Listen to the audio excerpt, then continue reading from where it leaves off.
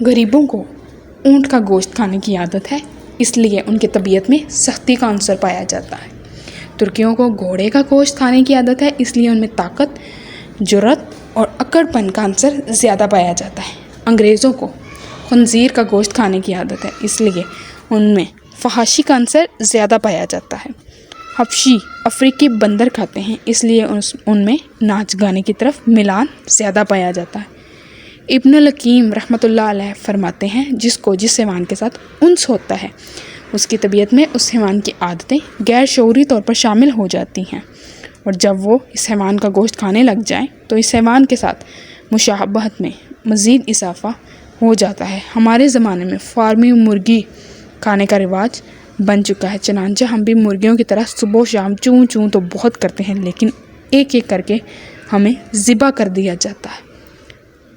فارمی مرغی کا گوشت کھانے کی وجہ سے ہم میں سستی، کاہلی کی، ایک جگہ ٹک کر بیٹھنے کی، سر جھکا کر چلنے کی اور پستی میں رہنے کی عادتیں پیدا ہو چکی ہیں۔